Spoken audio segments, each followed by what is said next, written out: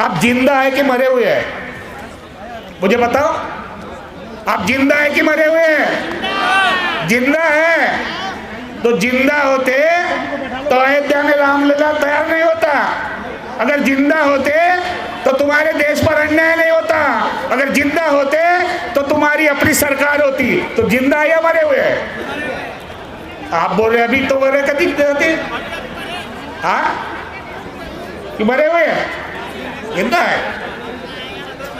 अगर आपको जिंदा रहना है, स्वाभिमान से रहना है, तो इसी ग्राउंड में डॉक्टर बाबा साहब आम्बेडकर ने 1953 में भाषण दिया था। उसी को याद करके तुम्हें जो इसने इंसान बनाया, 33 कोटि देवता के मानसिक गुलामगिरी से निकालकर स्वाभिमान का जीवन जीने देने वाले डॉक्टर बाबा साहब आम्बेडकर को तुम नहीं समझ पाए। ये देखो स्टॉल पर लोग खड़े हैं, भंते जी बार बार कह रहे हैं शांति से बैठो। आप अभी एक वक्ता कह रहे थे देने वाला समाज बनना चाहिए। तुम देने वाले हो गए कि भिखारी हो गए? बताओ मुझे। अरे मांगने वाले कि देने वाले? अब तो देने वाले हैं। दान करने से तुमको आनंद मिल जाएगा। डॉक्टर बाबा साहब आम्बेडकर ने तुमको दान दिया, जीवन दान दिया, शिक्षा का दान दिया, इंसान बनाने का दान दिया। तुमने क्या दिया? बाबा साहब के परिवार को जय जयकार करने के सिवा क्या किया? कुछ दिया? हमको दिया, उनके मिशन को दिया। मैं कल आया बोध गया से, बनते सुमित्रा जी से चर्चा किया, सुबोध चंद्र राम जी से किया, भैया भीमराव आम्बेडकर जी से किया। माननीय इस देश के प्रधानमंत्री जी प्यारे नरेंद्र मोदी जी से एक शिष्टमंडल मिलने का जाना चाहिए और उनको बोलना चाहिए कि राम अयोध्या में राम लीला का मंदिर निर्माण किया, हिंदू और मुसलमान का झगड़ा खत्म किया, शांति स्थापित की, इसलिए हम गुलदस्ता देने आए। और साथ ही साथ जो बौद्ध गया का मंदिर है महाबोधि विहार, वो बौद्धों को कब सोगेंगे? वो बौद्धों को कब देंगे? इधर एक भाई दलित जिस डॉक्टर बाबा साहब आम्बेडकर ने 14 अक्टूबर 1956 को, सुभाष चंद्र जी, मेरे नर्क से मुक्ति हुई है, मेरी आज नर्क से मुक्ति हुई है। जिस धर्म में मैं जी रहा था उस धर्म से मुक्ति हो गई, नर्क से छुटकारा हो गई है। क्या तुम हिंदू होकर मरना चाहते? मेरा सवाल है आपसे, हिंदू होकर मरना चाहते?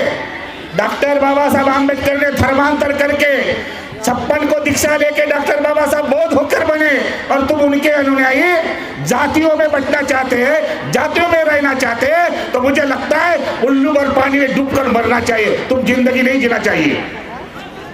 काश डॉक्टर बाबा साहब आम्बेडकर पैदा नहीं होता, इस देश को कैसे बचाया जाएगा? माननीय रतनलाल जी गए क्या?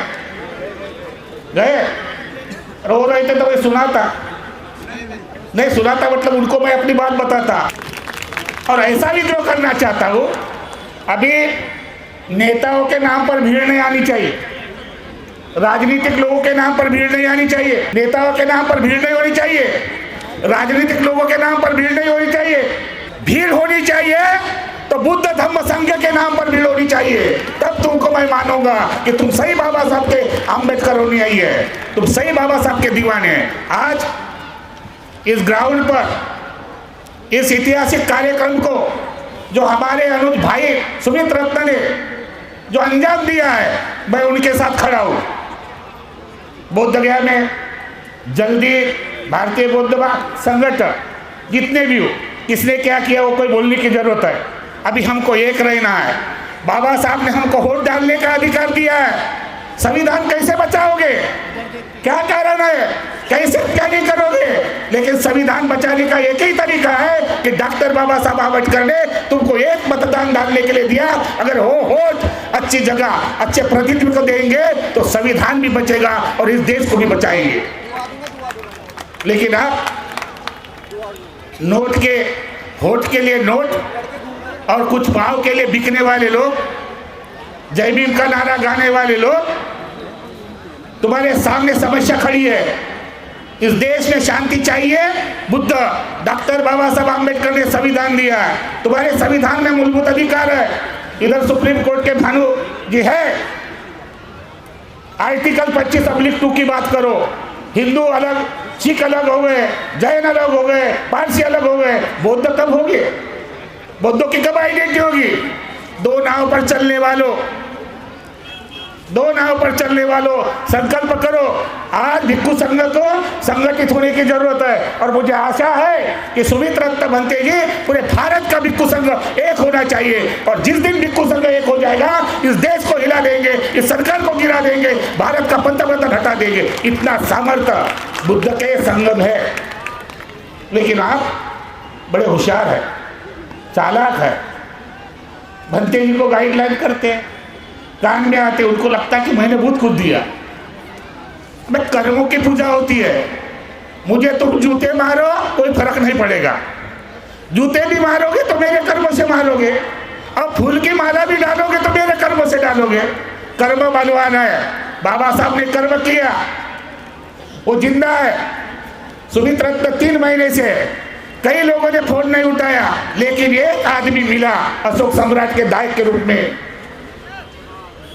मुकेश जी, सिद्धार्थ, इन्होंने जो योगदान दिया, कई लोगों ने योगदान दिया, अभी भी कुछ नहीं है। 1,000 रुपए ये पेंडाल लगा है, पेट्रोल लगा है, काफी देर से कई जगह से भिक्षु आए, उनको आने जाने का देना है, कई वक्ता लोग आए, उनको प्लेट का देना है। पैसा आता कहाँ से आए?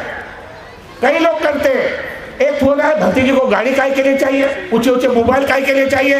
अबे इतने भिखारी बन गए हो, जिस डॉक्टर बाबा साहब आम्बेडकर ने तुमको देने वाला समाज बनाया, तुम मांगने वाले हो गए। भंते जी को सोने के, ये क्या है? बुद्ध को सोने की मोहरिया दान देकर जमीन दिया गया।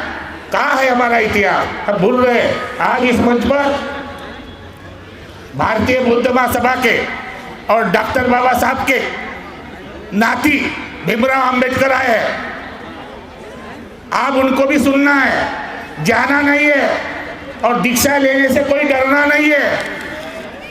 22 पत्नियां लेना हमारा अधिकार है, और धर्मांतर हमारी मानव अधिकार की लड़ाई है। हम किसी से कुछ नहीं करना चाहते। बाबा साहब का धर्मांतर ये मानव अधिकार की लड़ाई है। हम लेते रहेंगे और हमेशा करते रहेंगे। इसी के लिए हमको कोई तकलीफ नहीं है, चाहे शासन हो, चाहे प्रशासन हो, चाहे इस देश का राजा हो, हमें कोई तकलीफ नहीं दे सकता। इसलिए मैं आपके साथ हूँ। सुमित रत्न भंते जी, हो सकता है मीडिया वाले लोग थोड़ा सा उधर, वो देखो जेब में पैसे हाथ डाल रहे, लेकिन कह रहे कि किसको दो। यहाँ पर एक आंधी भिक्षा पात्र होता तो अभी भर जाता है ना।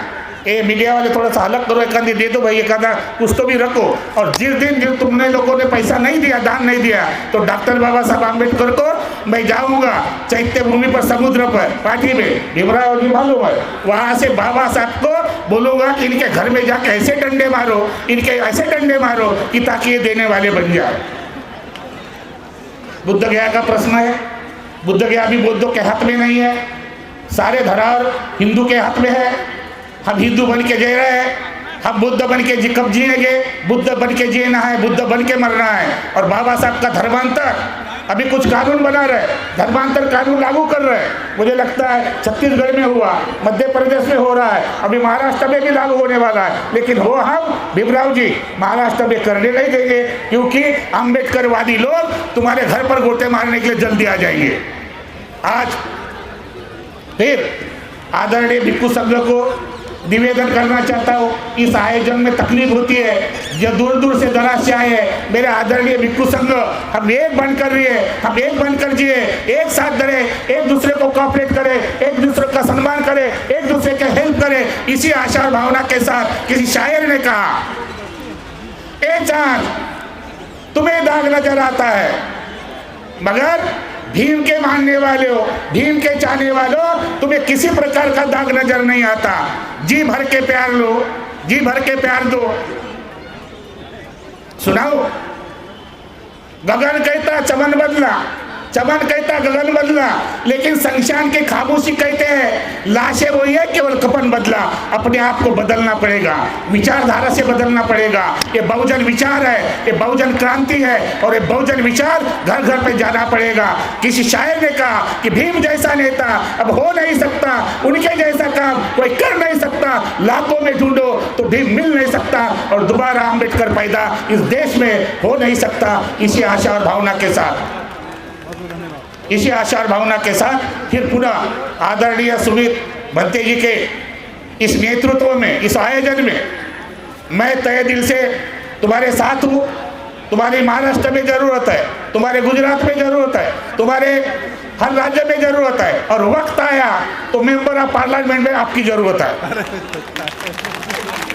हमारी भी ज़रूरत है ना। बराबर है, बराबर है।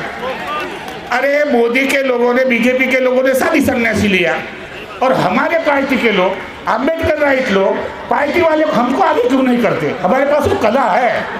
हम पार्लियामेंट में जो बदमाशी करते हैं उसको अच्छा भी बनाना आता है, उसको धर्म में परिवर्तन करना आएगा, और मोदी को भी बौद्ध धर्म देना आएगा। इसलिए पार्लियामेंट में सुमित जैसे भंते जी भेजने का प्रयास करो, भिक्षु संघों को भेजने का प्रयास करो। अभी वो दिन नहीं है पूजा पाठ करने का, घंटा हिलाने का।